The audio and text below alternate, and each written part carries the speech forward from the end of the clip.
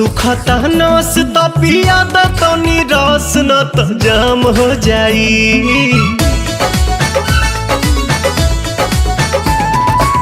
सुखता नस त पिया द तनी रस न त जाम हो जाई, न त जाम हो जाई। ए राजा चलो ना पिपरवा के तरवा ओही जे सारा काम हो जाई। ए राजा चलो ना पिपरवा के तरवा ओही जे सारा काम हो जाई। जानी बात टरकाव यही लागे ढरकाव रानिया जुरी में उठावा के पानी। बड़ा तेज बट धूप सब राजा रूप देखो काहे में फंसी जवानी। राजा चलो ना पिपरवा के तरवा ओही जे सारा काम हो जाई। ए राजा चलो ना पिपरवा के तरवा ओही जे सारा काम हो जाई।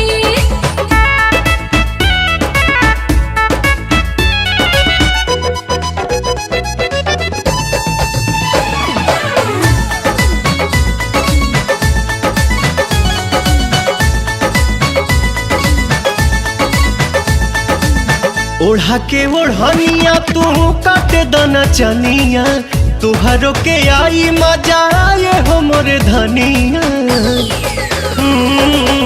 ओढ़ा के ओढ़निया तू काटे दाना चनिया, तुहरो के आई मजा आए हो मोरे धनिया। नशा में नतीजा कुल बिगाड़ देबो हो, सारा इज्जत के बेइज्जत में लसार देबो हो।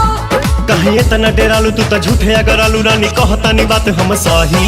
यह खेल बज खेल बानी हमनी अकेले देखे गहुआ के लोग का कही। राजा चलो ना पिपरवा के तरवा ओही जे सारा काम हो जाई। ए राजा चलो ना पिपरवा के तरवा ओही जे सारा काम काम काम हो जाई।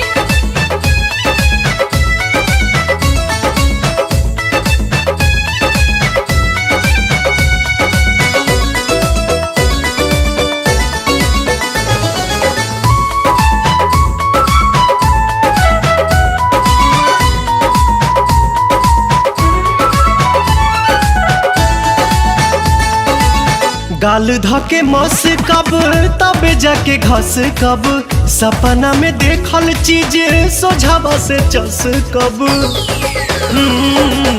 गाल धके मस कब तबे जाके घस कब, सपना में देखल चीज सोझावा से चस मोरे कब। सोना मोरे हीरा तू तो बड़ा पागल आइल, लागे मना मना बात कुली खोला तू फाइल। बाटे खड़ा दोपहर मन मारता लहर रानी मनवा के कैसे मनाही।